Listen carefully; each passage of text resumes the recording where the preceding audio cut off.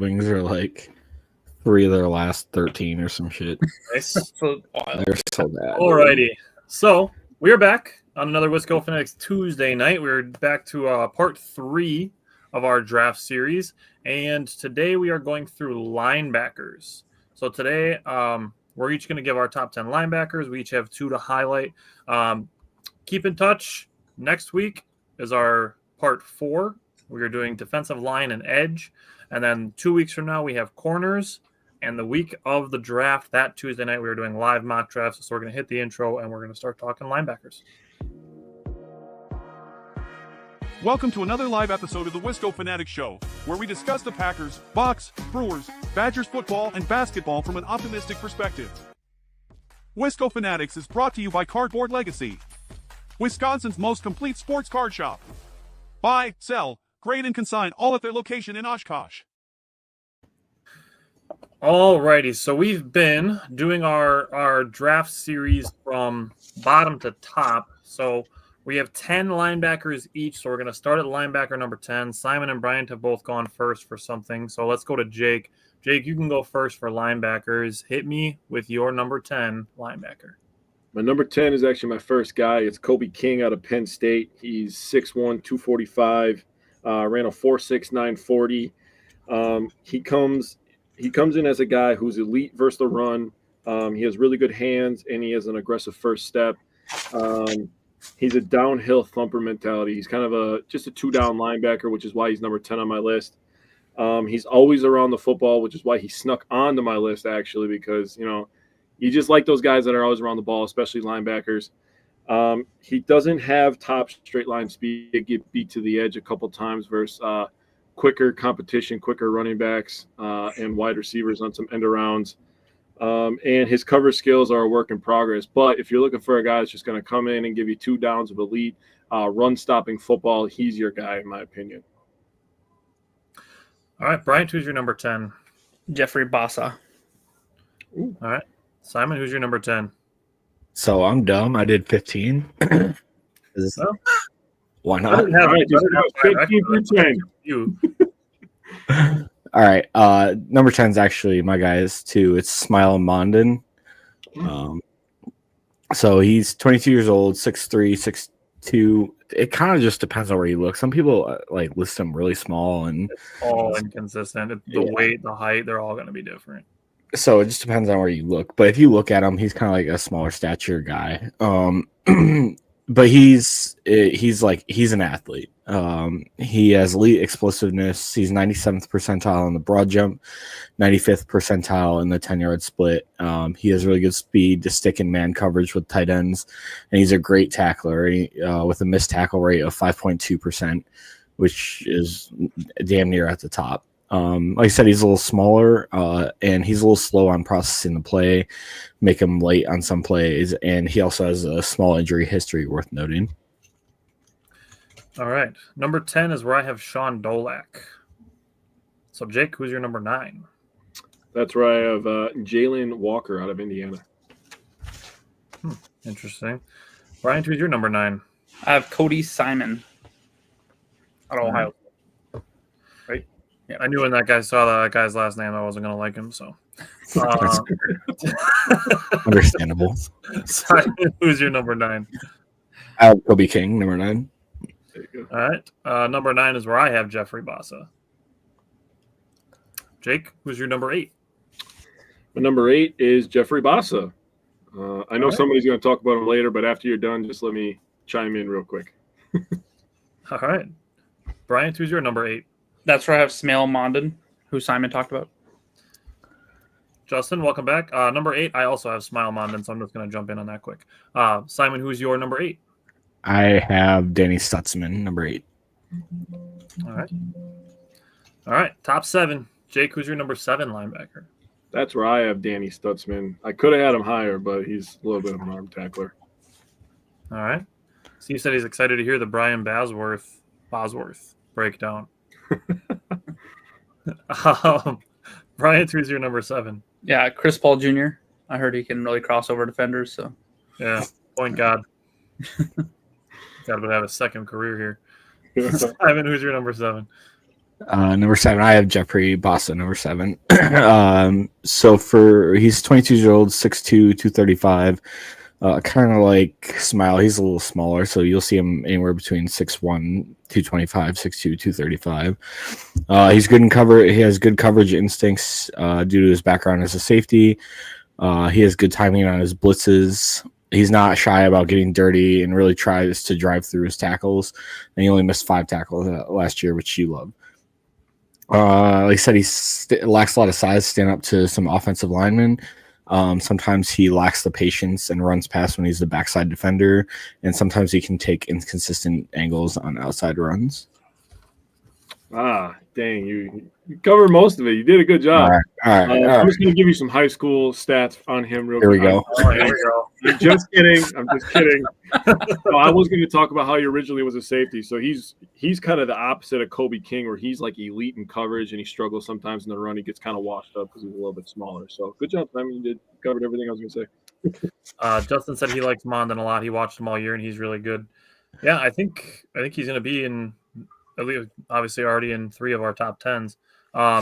So this one might ruffle a couple feathers, but I have Barrett Carter at number 7.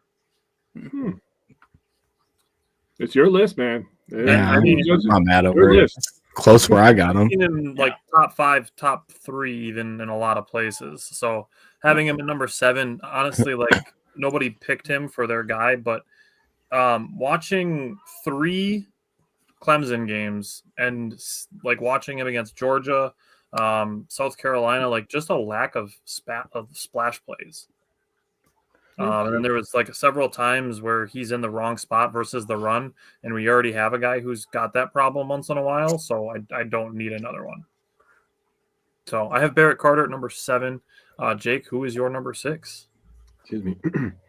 That's where I have Carson Swessinger from UCLA. Me too. Also have him at number 6. Brian, who's your number 6? Yeah, this is my first guy. This is where I have Danny Stutzman. Like him a lot. Ran a 4.52. He's 6'3", 233 pounds. He had a RAS score, a relative athletic score of 9.71. So there's only 2 linebackers that had higher than him. He was pretty close to what Jahad Campbell, who I'm sure will have higher on our list, was right there too. Jahad Campbell. So strong instincts and play recognition. He just reads and adjusts instantly to what his keys tell him. So that tells me he can read the play and see what's going on. Strong in the run game and run game recognition.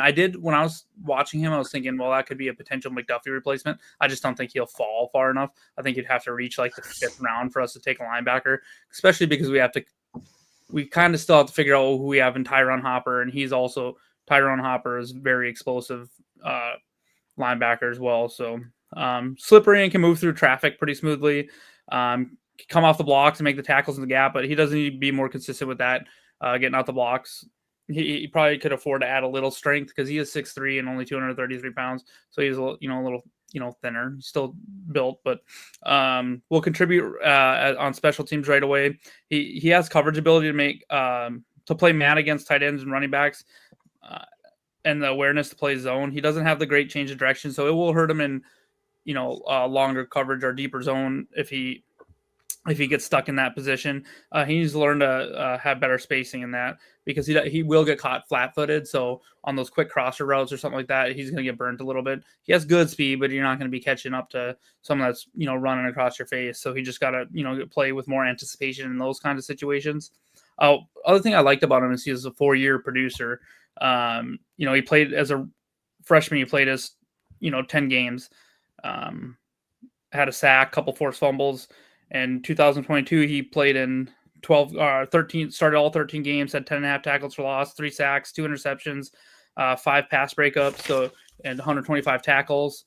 Then in 2023, first team All Big Ten, led the team with 104 tackles, 16 tackles for loss, 2 forced fumbles.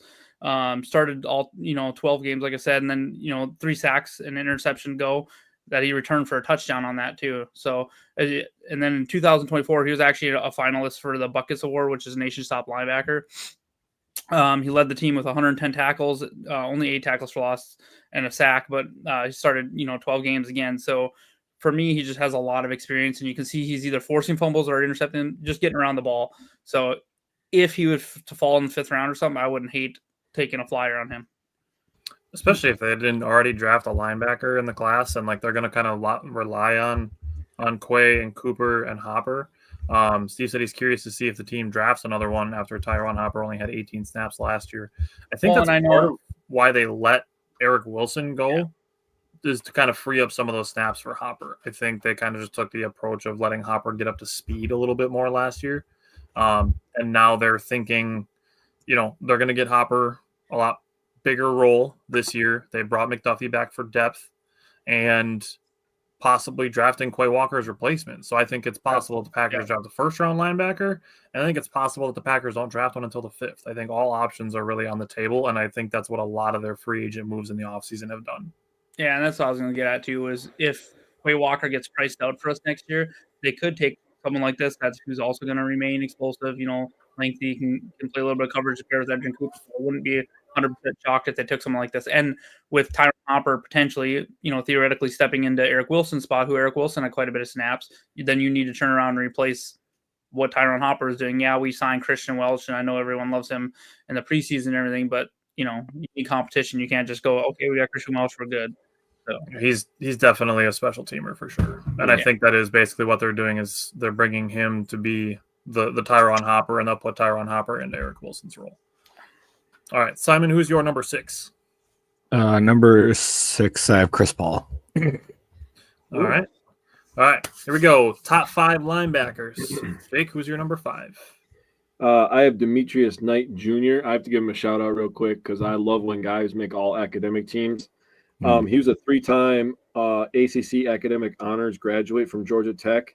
He had a degree in literature, media, and communication, so he graduated in 3 years. So I wanted to give him a shout out on that, man. That's awesome. Nice. All right. Brian, who's your number 5? Yeah, my number 5 is Barrett Carter. All right. Simon, number 5. I also have Barrett Carter 5. All right. Number 5 is where I have my first guy, Jalen Walker from Indiana. He's 6'1", 218, so he's kind of on the smaller side, but with that, very fast.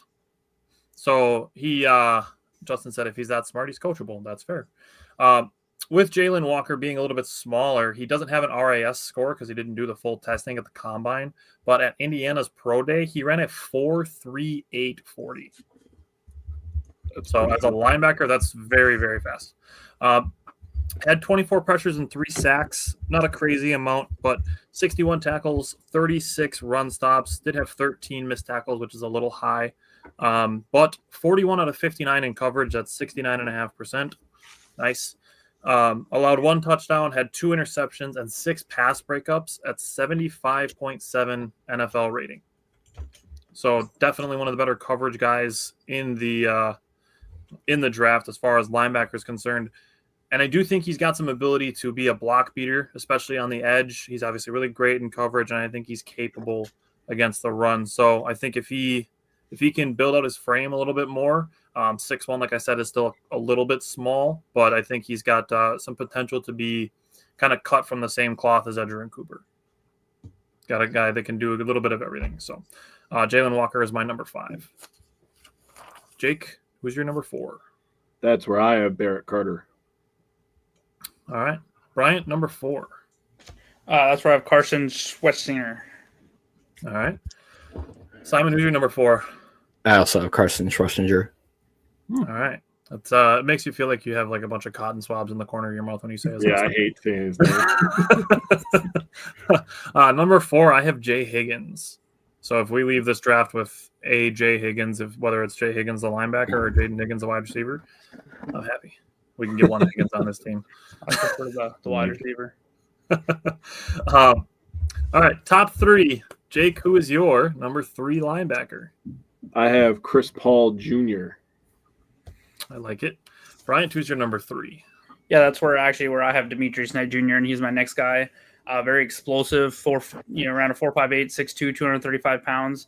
I know Jake said he graduated in 3 years, but he actually did play college for about 6 years across 3 different programs. So that he is 25, so that's a little knock on him there. So I have him high, but I still like his potential a lot. And one of the things that I like going to Draft Buzz. Obviously, you know, we're not professional scouts. We do watch some tape and we watch and read from different sources, but sometimes I pull what they want to compare someone to. So Draft Buzz gave him a similarity grade of 93% to Edgerrin Cooper. So I mean, you know, if they're right in that's pretty nice. He is D'Angelo Hall's cousin, who was a very, very successful NFL player for many years. Cool. He has a strong build, built for playing in the box. Described as a classic Mike linebacker. Reads and reacts to the play design quickly with good control, good with his hands, and so he can shed blocks. We'll run through the ball carrier and wrap up when he tackles. Oh, that was one thing I forgot to say about Danny Stutzman. Sometimes he tries to arm tackle people too much. That's not going to work in the NFL. Whereas Demetrius Knight Jr., he'll run through them. So he's able to drop into zone and read the QB's eyes. He does lack in lateral and short quickness a little bit. So he's going to have to rely on his ability, you know, his instincts to quickly read the play to make sure he gets to where he needs to be. However, there's times that it's almost like and we've seen this with some of our players. We've seen this with Quay Walker a little bit, is they almost they don't trust their eyes and they almost try to analyze too much, and it stops them from making a play. So he just needs to trust what he's seeing and go make the play. If he doesn't get better at a little bit of, you know, and this is why I you know, maybe he's not going to be Edgerrin Cooper, but if he doesn't get better at, you know, zone coverage a little bit, I do think he could end up being a 2-down linebacker. Not saying that those don't have a lot of value, especially if they're good against the run like he is. So, you know, I did put him higher on my list because I just think his ceiling is pretty high if he can fully reach his full potential. So a couple stats. Other thing is he played 6 years and across 3 programs, but he really only started for 2 years. So that's a little concerning me. But in those 2 years in Charlotte, first team All-American athletic conference, led team with 96 tackles, 3 interceptions, 5.5 tackles for loss, a sack and a half. You know, he returned 1 for a touchdown for the interceptions, and he had 4 pass breakups. And then in 2024, he forced another 3 fumbles, played in 13 games with 10 starts, 2 tackles, a couple sacks, and an interception again. So I just really like his traits if he can put it all together. So he's my number 11, so he's just off my list. Yeah, and probably because, you know, you've probably seen a lot of stuff I was saying, but I'm kind of hoping that he reaches his full potential. Yeah. So. Yeah, that's why we have 4 of us on here, and that's why we have a consensus. So we get a mix of kind of everything, different perspectives, which is something that we try to encourage is having multiple perspectives. So that's why we have 4 of us on here. So Simon, who is your number 3 linebacker? Demetrius Knight Jr. Excuse me. My stuff, Simon. Number 3 is where I have Jelon Walker from Georgia. Okay. Huh. All right, Jake, who is your number 2? That's where I have Jelon Walker from Georgia. He is my second and final guy. He has really, really powerful hands. He does a good job punching, extending his arms. He has nice long arms. He does a nice job with gap responsibility. And he uses those long arms and powerful punch to scan where ball handlers are. His 4.5 40 puts him in the 94th percentile in terms of speed. He is pretty good in coverage. He's better against tight ends from what I saw. Now, I don't watch the entire season or the entire 2 seasons of tape that he has available. But from what I saw, he did struggle a little bit against running backs. Now, when I tell you these stats, I want you guys to understand that he's working with Georgia where they're just pumping out NFL linebackers every single season. So he's not getting 100% or even the lion's share of snap count as it goes for Jalen Walker. In 2023, he had 20 tackles, 6 tackles for loss, and 5 sacks. And that's unlimited playing time. 5 sacks on limited playing time is crazy. So he has an ability to rush the passer, which is something that I feel like the inside linebackers in this draft kind of struggle with, and he's probably the best at that in my opinion. And then you go to 2024 where he got a bump in playing time. He had 60 tackles, 11 tackles for loss, 6.5 sacks, 2 passes defended, 2 fumble recoveries. 2024 Dick Butkus Award finalist. And I watched 1 whole game of his highlights, and that was Georgia at Texas, and he was absolutely the best player on the field for Georgia. Yep. 7 tackles, 3 tackles for loss, 3 sacks on the road. I mean, you're talking about playing against a top 3 team on the road when you need a win in that moment. The offense wasn't buzzing for Georgia either, and he absolutely was the star of the show. How many guys did we bring up from Texas on last week's show? That's what I'm saying, right? And more to come too. 4 guys that are going to get drafted this year, and he had and 3 sacks. more to come too. Yeah. And he was the best player on the field, I felt like, for a lot of that game. He was causing havoc. So pretty crazy that I'm talking this highly of him and he's my number 2, but it is what it is.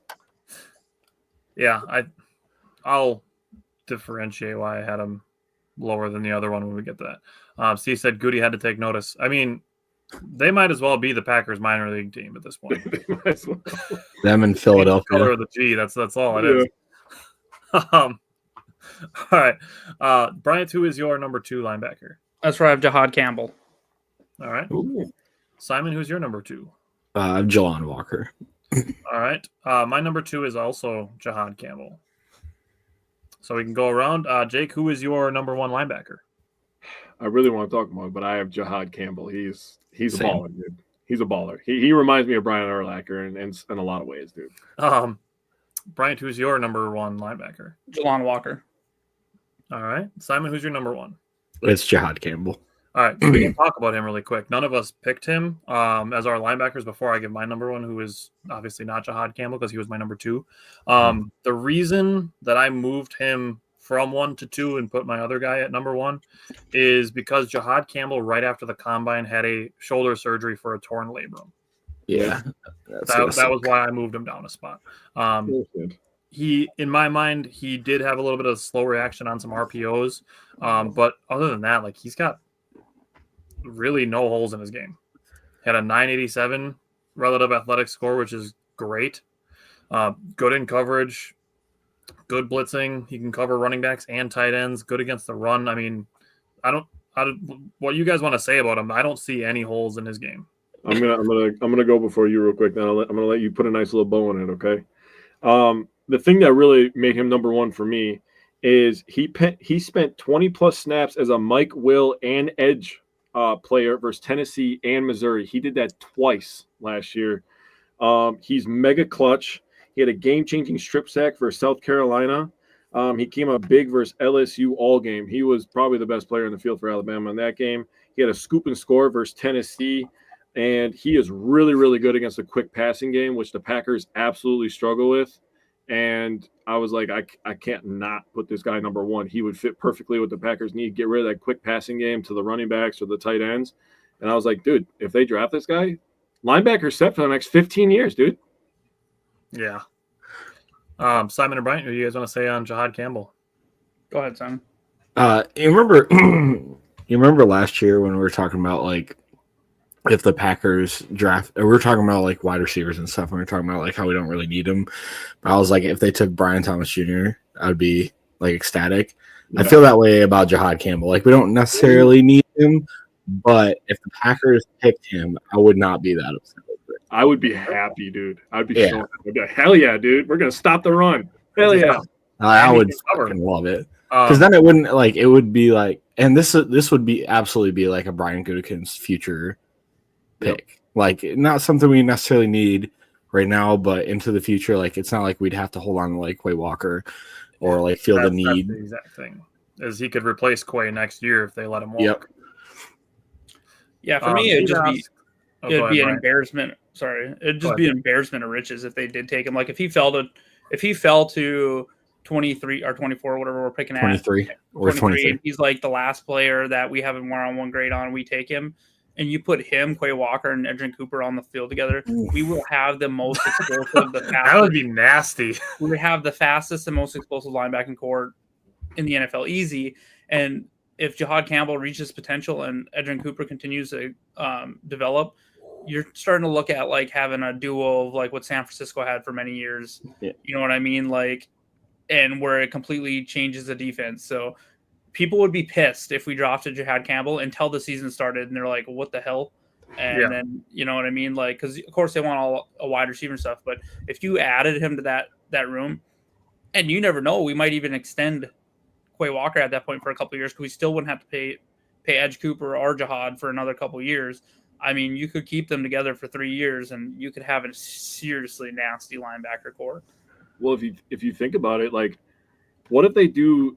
I agree with what Simon said. I'd be so happy. Like, we're gonna be at the draft on Thursday. I'd be like, hell yeah, dude. We'd probably be like the only like 3 people. Yeah. I'd be like, hell yeah, dude. Everyone else is like, it'd be like you Houston did draft a guy drafting like JJ Watt. It also right. it would free Quay Walker up to rush the pat. Like That's what I was gonna say. Maybe you can get the most out of Quay Walker. Having him just be a specialist in certain areas.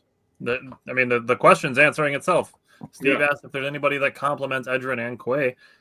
I mean, you could take Jahad Campbell in the first round. Dude, that'd be sick because all 3 of them can rush the passer pretty well. Yeah. And they're all I think Edge Cooper showed it a little bit last year too. Oh, yeah.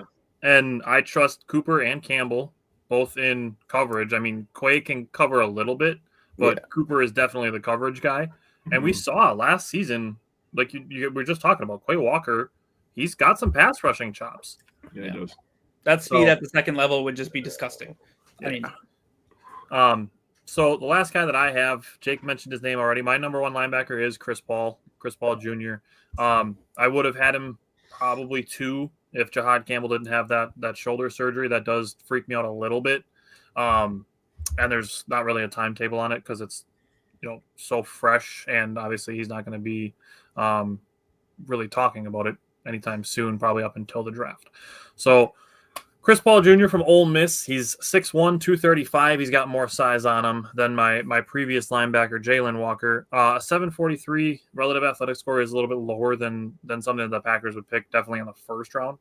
But I don't think Chris Paul would have to be picked in the first round. Had 24 pressures and 6 sacks, 8 quarterback hits in 2024, 73 tackles, only 4 misses, and had 54 run stops. So he's good rushing the passer. He's good against the run. And then in coverage, he did allow 27 receptions on 33 targets, which is 81.8%, which is high. When you consider the fact the linebackers play so close to the line of scrimmage, as long as he's keeping those things in front of him, I don't see that as a huge deal. And he allowed a 93.2 NFL rating, which is still slightly below average. So I do think he's got the versatility to be able to do all 3 things. Pass rush, play against the run, and play in coverage. David said Quay has some ability, continue to grow and mature. He needs to be used more to rush. And that's what we're at. That's what we're looking for in some of these linebackers, is guys that have complementary skill sets to be able to do more things and not have to stick Quay in the middle because Cooper is hurt or because other guys are hurt. Mm-hmm. Samael said, go Packers for life no matter what. Love that. Agreed. So the couple things with Chris Paul that really impressed me, obviously the versatility. He's got a great motor. He's very strong, and he has really good closing speed. So seeing him when quarterbacks leave the pocket, when he's playing one-on-one in space, being able to close that space and not get beat in space. That's a big thing we saw. Actually, we've seen the Packers have problems with it. Not so much in 2024 as in the previous couple of years under Joe Barry. They were better at it last year, but closing in space, especially against mobile quarterbacks, because now Caleb Williams, maybe not the greatest quarterback, but he can run. And JJ McCarthy has pretty good legs. Yeah, so I mean, if you're looking at playing against quarterbacks that can run, having a guy that can close and play in space is good. There's one good thing. Mentioned strength. He is strong enough to displace offensive linemen and still make the plays. This is something that's going to come up a lot next week when we're talking edge and defensive line. Mm-hmm. Being able to displace offensive linemen and still make tackles against the run, especially around the line of scrimmage, is going to be a big deal. I think Chris Paul Jr. is capable of it. And the last thing that I'll say on him, this impressed me so much that it brought him to my number 1 linebacker. There's a play against LSU where Chris Paul Jr., a ball gets batted into the air, and Chris Paul Jr. goes up, not to try to intercept it, but taps it to his defensive lineman as he's going up with one of the players from LSU and makes a super easy interception for his defensive lineman. Nothing goes in the stat sheet for Chris Paul on that play. That's something you will only see if you actually watch the tape, watch the games. It's such a heads-up play to not try to go up and jump with the other player, but to just tap it to your guy who's just sitting there wide open. So he did a Brook Lopez reverse. it made such an impression on me. Like when I was watching other players from LSU's defense, and then I see that play happen, and then I come back later to watch that game again to do the linebackers, and then be like, oh shit, that was Chris Paul that did that. Huh. So that really made a big impression on me. The heads up play, the football IQ that he showed on that play really stood out to me. So Chris Paul with the assist, per usual. Hey, Ah, hey, I like it. well played. He also had I'll over put 300 that- snaps put that. on special teams, so he could play. He played special teams as well, so he knows that area of the field as well. So Chris Paul actually he's a really interesting recruit. Yeah, and 1,579 career snaps, so he's got some good experience. And I think to a point of not being like overworked either. Mm-hmm. One thing that I did forget to say on Carson Schweschinger, Yeah. You're doing great, is man. when researching him, I saw an interview where he says he models his game after Luke Kuechly, Mac Milano, Fred Warner, and Roquan Smith. Those are some people to look up to. I will say that. For sure. Justin said like a pick and roll. Samael said Donovan Ezeraku, the defensive end from Boston College, will love if we get this player. Come back next week. Next week is going to be defensive line and edge. So next week is going to be definitely much longer than this week's show. We just had linebackers on this one, so just a quick hitter. Next week is going to be longer because we have 2 position groups. Last week we did offensive line, so we had 3 position groups. And then we're going to wrap it up our draft series with cornerbacks. And hopefully by then we have a little bit more news on Jair Alexander.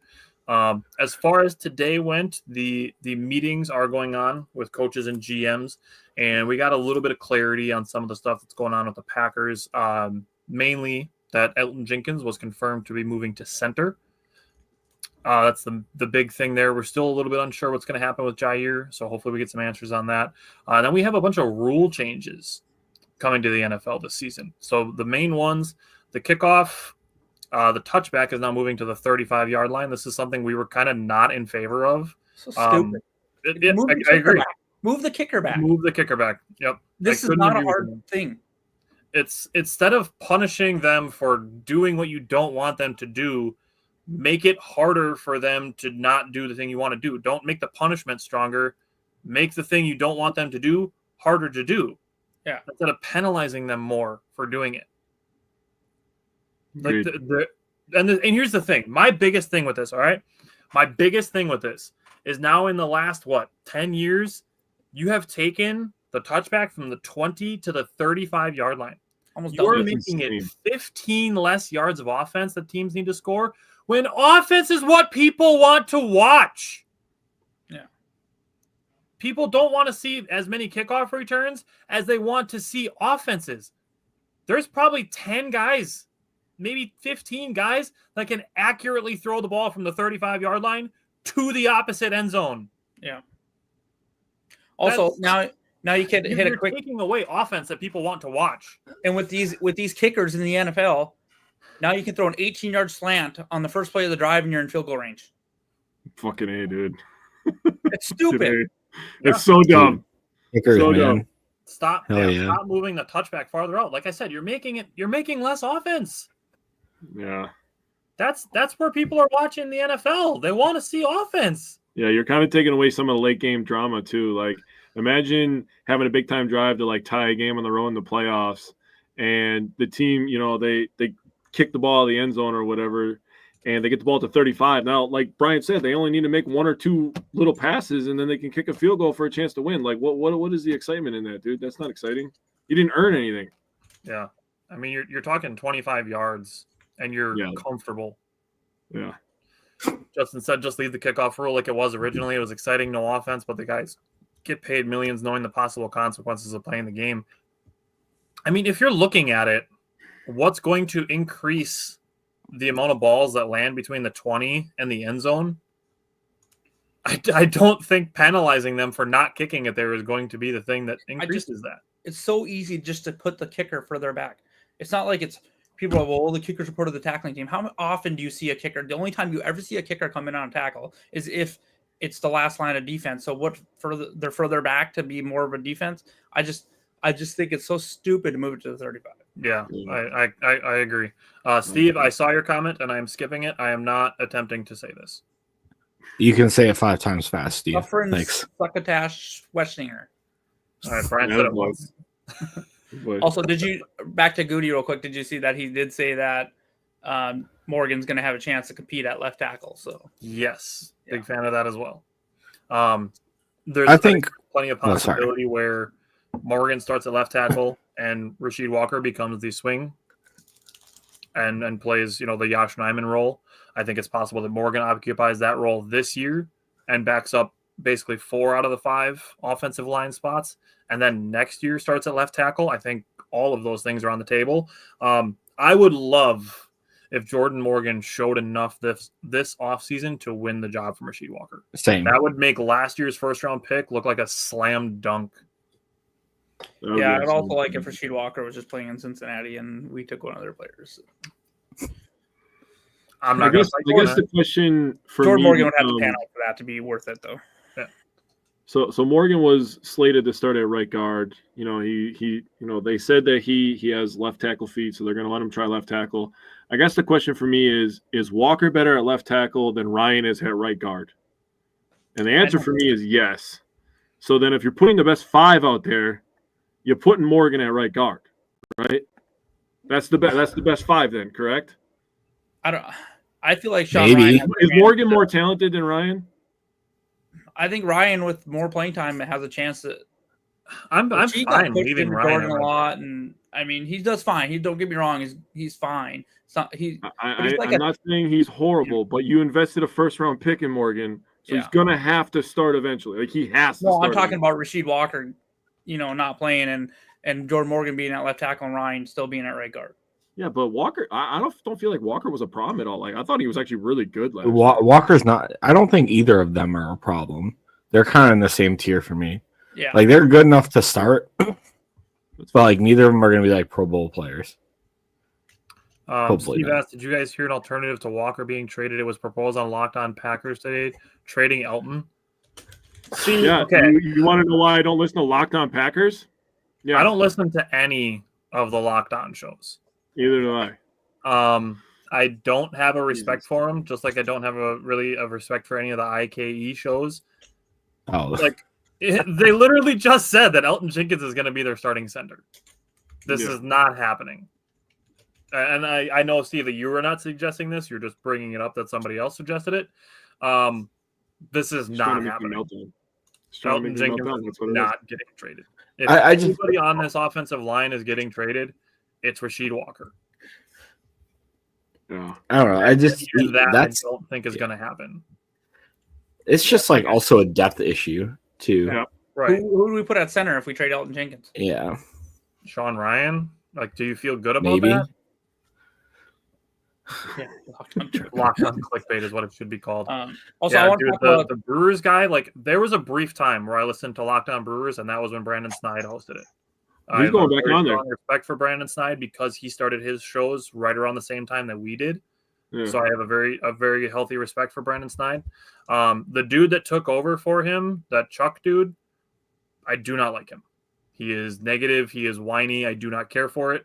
And like Justin said, Locked On clickbait. There's other outlets that we've talked about. Wisconsin sports clickbait. We've discussed that as well.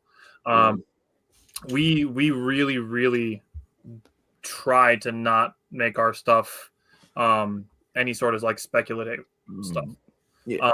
Like we'll post some mock drafts. We'll do stuff like that. That's just kind of going through the Fun. process and saying how different things are going to look. We're not going to be putting stuff out there like that. That's just not happening at all, just for the sake of getting people to comment and stuff. Yeah, I just for me, you don't trade Elton Jenkins because I do believe he could go be an all-pro center, like Goody said. Rasheed Walker's fine. Don't get me wrong. He is adequate left tackle, but I think you can improve there. And if it ends up being Jordan Morgan beats him out, and we can trade Rasheed and get something for him before we probably, but to trade him, you're going to have to get a third-round pick because he's probably going to get paid to be a third-round comp pick anyway. So that's where I would start the trade at, in my opinion. And I'm fine with that. Yeah. Steve said from a dollar standpoint, the cost of keeping Rasheed or an aging Jenkins, it's similar. But I just don't think that there's a skill comparison there. Elton Jenkins, in my mind, is a far better either guard spot or center than Rasheed Walker as left tackle. I mean, Jenkins has played tackle, guard, and center for us. I mean, he's an elite player. So there's no way in hell I'm getting rid of Jenkins. He's 29 years old. Yeah, and offensive linemen can last in this league too. I mean, Trent Williams is what, 38? Yeah. It's insane. Afam said, hopefully we don't draft another hybrid offensive lineman. I mean, That's what the we just talked about that last week. Like the Packers, the Packers will either draft a player that, Josh Myers was a pure center. They'll either draft a pure center or draft a tackle and turn him into a guard. The last time the Packers drafted a guard only, I don't even remember. I forgot to look it up. It's been a long time. Probably the 80s, to be honest with you. And, well, I mean, Afam, the thing is that it's rare that the rookies start. Yeah. That's what gives them the ability to kind of cycle through them and keep the ones that are great at what they do. Yeah. And, having the positional versatility is something that the Packers do prioritize because it gives them the opportunity to move guys around should somebody get injured. Yeah. Calais Campbell's a unicorn too. Like, yeah. He's also 6'8", so that's crazy. Yeah, those mocks that I was doing earlier, like for example, like Miles Frazier fell to the 5th round, like, and that's why I took Miles Frazier. Like, if there's someone they really like in the 4th, 5th round, they're going to take him. And 4th, 5th round, you're throwing darts at a dartboard anyways. Yeah, like you're not drafting win now players in the 4th round. Yeah, I feel like if that's what you're getting at, that like in the 1st round, hopefully we don't draft another offensive lineman. I think you're safe from that. Yeah, I don't think they're going to do that for sure. Now, if like somehow like the guy out of Mississippi or Will Campbell or something somehow fell to Will Campbell's there in the 1st round. I'm 23. Yes. That's not like you're not upset about that. You take it and you just move on with your life, and you have a starting left tackle for another 12 years. Yeah. Afam, we were talking about today. We did linebackers. We like the idea of drafting Jahad Campbell in the 1st round, and having 3 insanely athletic linebackers. That would be very interesting. We did our first show of the draft series was wide receivers. If there's ever been a year for a 1st round wide receiver, this could be it. The Packers have been quite interested in Tedero and McMillan. They were the only ones at his pro day. So there's some interesting things going on. And I think the moves that Brian Gutekunst has made in free agency really gives the Packers a lot of flexibility. So next week, we're going to be talking about defensive line and edge.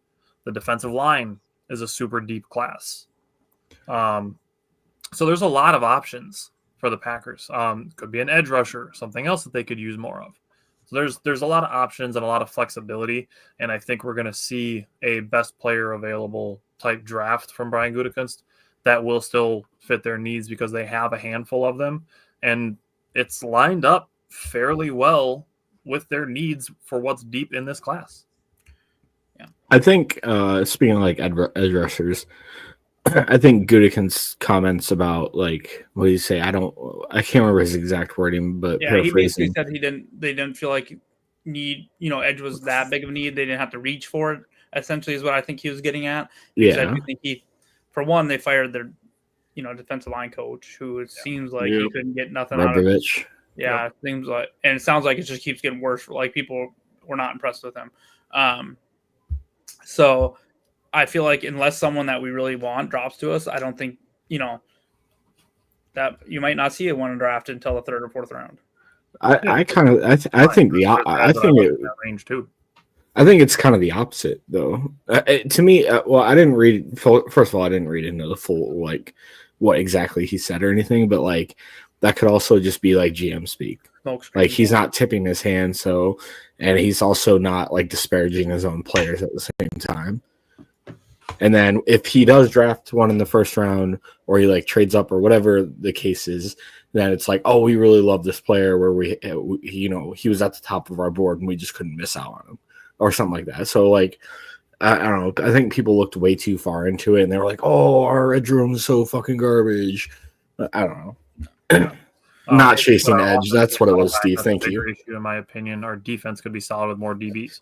And 2 weeks from today, we're going to do corners. So we'll have a cornerback episode. Obviously, we're not drafting any more safeties because Gutekunst was like, safety's no longer a problem, guys. We're going to sign Xavier McKinney and then draft 3. And 2 of them will turn out to be really good right away. Last thing I wanted to bring up too is everyone, when it originally came out, was that Green Bay was wanting to ban the tush push. Oh, that's weak. That's whatever. Well, guess what? 16 other teams came out and voted in favor of that. What that tells me is that we were the ones that said, hey, this is probably not, whatever. You can have your opinions about it. My problem is that I feel like it's a penalty every time. I feel like they're in the neutral zone almost every time, So, and the offensive line's allowed to dive at knees. And so, I just wanted to say it was a 50-50 wash right now. So everyone that was ragging on the Packers for there's other teams that were thinking it too. So Jake and I had a conversation about this today. Yep. And basically the thing is you can't do the exact same thing on the defensive side of the ball. Yep. They stopped allowing players from the defense to push other players from the defense because of injury risk. And now offenses are doing it, and it's supposed to be okay. And Matt LaFleur and Sean McVay have both said it's more like a rugby play than a football play. Yeah. That's where I'm at with it. Like, it's a scrum in rugby. They literally line up in a triangle shape, which is what they're doing with the tush push. Well, it's almost like a rugby play, but in rugby, both sides get to push each other. Exactly. Where in this case, it's the offense who has the advantage. Yeah. And the thing that really bothers me is the Eagles fans that are like, well, it works because Jalen Hurts squats 600 pounds. Okay, then do a quarterback sneak and tell me how good that works. Don't have him have 2 other people who squat 400 pounds behind him pushing. And I wanted to laugh. Like, I like A.J. Dillon. He's a nice guy and all. But when I was in this argument with this Eagles fan, he said, no, it's no worry. If they ban it, we have Saquon Barkley and A.J. Dillon to pick up the 1-yard gains. Buddy, you are in for a world of hurt when A.J. Dillon trips for a 1-yard run, dude, on a 4th and 1. You're going to be fucking livid, dude. Yeah. But also, Justin brought up jumping on the line on a field goal. They stopped that because injury risk too. Yeah. The last thing I'm going to say, and I said this to Tyler on the phone. Okay, if the Eagles are so good at it, let's let the D tackles move in. Let's let the linebackers push the D tackles into the offense. And when we have 6 quarterbacks that are on IR and we're getting a shitty product on Sundays, and there's billions and billions of dollar product, and these 6 backup quarterbacks are playing, we're getting a shitty product, then people want to ban it because quarterbacks have broken necks and broken legs and broken hands. That's when something will change. Last thing I want to say about it is I think Nick Sirianni, well, we all know he's a douche. But to come out and basically say that, Kellen Moore only has a head coaching job because of his play. Kellen Moore was a dude before he came to Philly. Dude, Kellen Moore has been doing good on offenses since he was in Dallas. He is such a loser to come out and say that about 3 of his coordinators that got hired. And then the only other thing I can think of is if they don't ban it, what's going to happen is the team's finally going to look at their linebacker and say, as soon as they line up into it, I want you to run. I don't care that we're going to get the 5-yard penalty because they're going to get the first down anyway because it's almost impossible to stop. And I want you to put your shoulder right into Jalen Hurts' top of his head or something and just get the penalty that way. Because there's going to be malicious intent at some point. Somebody's going to end up getting hurt. It's going to be a bad look for the league, and it's going to be like, well, now everybody thinks Green Bay's smart because we're the first ones that were brave enough to bring it up and talk about it. It's going to get to a point where something like you just said is going to happen, and then they're going to be like, why didn't they ban this 2 years ago? Yeah. Because you take the biggest idiot, on the defensive side and say, just torpedo dive over it and just smoke him right in the top of the head at this point. Hell yeah, and as bad as that sounds, it's going to happen. You know what I mean? 90s basketball. So Justin brought up something that I said to Jake today too. That it's basically you're just shoving everybody forward for a yard. Football is built on having one-on-one collisions and seeing who can win. That's what people want to see too. They want to see you turn around, hand it off to your running back, and see a hole open up and a linebacker coming through, and you get a linebacker and a running back, and whoever is going to win is going to determine who gets the ball. Yeah. That's what people want to see. They don't want to see 7 guys in a 4-yard space line up and push the guy's ass in front of them. So I'm going to piggyback off that because I was talking to my coworker about this. God. I'm sorry. I have so many thoughts on this. Listen, when I said it, he was like, yeah, but they had Saquon Barkley. He had the most rushing yards in the league. Well, let me tell you, if all those hits from those 1 yard gains add up over the course of an entire season, maybe he doesn't have gas in the fourth quarter to break a 75-yarder all the goddamn time. I'm just saying, it's possible. Or maybe Kenneth Gainwell gets more carries. Well, not anymore. He does not on their team anymore. Steve brought up the Oklahoma drill. They don't do that anymore, but it's essentially the same thing. Like when you get to the NFL, people want to see mano a mano. They want to see the collision. That's why people watch it. They want to see the hits. They want to see who can come out on top physically, not just who can push their guy farther forward. That's what rugby's for. You get to the scrums where they push. Yeah. It's great that Jalen Hurts can squat 600 pounds. A lot of people in the NFL can squat. Every single player that has ever attended the University of Wisconsin can do it. Seriously, dude. Braylon Allen was doing it when he was 17, bro. Okay, so we have the kickoff rule. The NFL is also going to electronic measurements for first downs this year. So if you get a chance, the UFL is already doing this. The NFL is essentially just adopting the same technology. Mm-hmm. So they're going to electronically measure the UFL has first added downs. some value just for the fact that they're bringing different stuff. Yeah, and it's Yeah, a cool thing. It's like the review in tennis where you can see if the ball hits the line or not. You get the electronic view of the first down marker instead of waiting 10 minutes and a guy to come out with a fucking note card to be like, oh, not a first down. Like, yeah, a multi-billion-dollar industry. It just sucks for the Bills that it had to. It kind of reminds me of our Fail Mary or the play against the Saints and the Rams. Someone had to basically get something torn away from them to have a change. Because I mean, you gotta be hard pressed to find someone that says that Josh Allen didn't get that first down in that playoff game, and most of them are just Chiefs fans. So you know what I mean? Like the only thing this will add in is, okay, now when did the knee go down? Essentially. Yeah. Justin said, I'm sure Caleb is a fan of the tush push. Yeah, I'm sure he is. What was the third rule? It was the kickoffs, the first down markers. What was the other rule that they changed? I forgot. Well, they expanded. Overtime. They expanded. Oh, the overtime. Yes, overtime. Yeah, and they expanded replay assist. Yep, they expanded that too. Yeah. So that's where we're at with rule changes.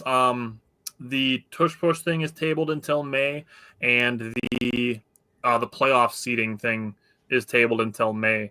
So that's a couple things that maybe we'll be discussing after the draft that they'll be revisiting. Other than that, anything else you guys want to throw out there? Today was linebackers. Next week is D-line and edge, and then we have corners, and then we have live mock drafts Tuesday before the draft. So anything else you guys want to throw out there? I'm good, I think. Alrighty. Well, like I said, we'll be back next week with D-line and edge. Jake and I will be live again tomorrow talking about the Bucks and the Brewers, who are both hopefully coming home with wins today. And then the Brewers have another game tomorrow before the show. So we will have 6 Brewer games and 4 Bucks games to discuss tomorrow. So join us for that as well. And then come back again next Tuesday for the next part of our draft series. We're roasting fans tomorrow, so join us for that. That'll be interesting. Oh, yeah. All right. Oh, yeah. Thanks for tuning in, everybody. We'll see you guys next week. And